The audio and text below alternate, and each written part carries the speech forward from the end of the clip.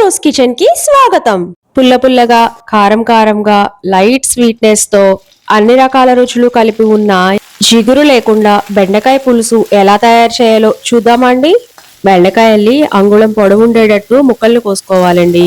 పానెల్లో 3 స్పూన్లు నూనె వేసుకుని బెండకాయ ముక్కల్ని ఒక 5 మినిట్స్ పాటు సిమ్ లో పెట్టుకుని వేయించుకుంటే పులుసు జిగురుగా లేకుండా ఉంటుందండి. ఈ వేగిన ముక్కల్ని వేరే ప్లేట్లోకి తీసుకుని అదే మూకిట్లో మరికొద్దిగా నూనె పోసుకుని ఆవాలు, జీలకర్ర, మినపప్పు, మెంతులు, పచ్చిమిర్చి, ఎండుమిర్చి, కరివేపాకు, ఇంగువ పోపు పెట్టుకుని ముక్కలుగా కోసుకున్న 2 టమాటాలని కొద్దిగా ఉప్పు, కొద్దిగా నీరు వేసుకుని మూత పెట్టుకుని 5 మినిట్స్ పాటు మగ్గించుకుంటే టమాటాలు మెత్తబడతాయండి.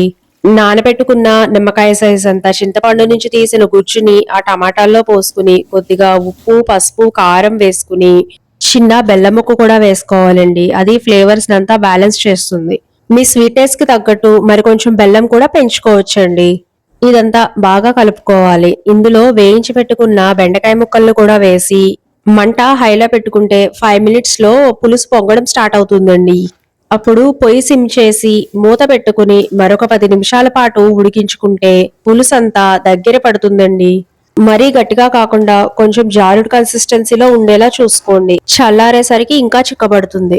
కొద్దిగా కొత్తిమీర వేసుకుని కలుపుకుంటే ఎంతో రుచికరమైన బెండకాయ పులుసు రెడీ అండి.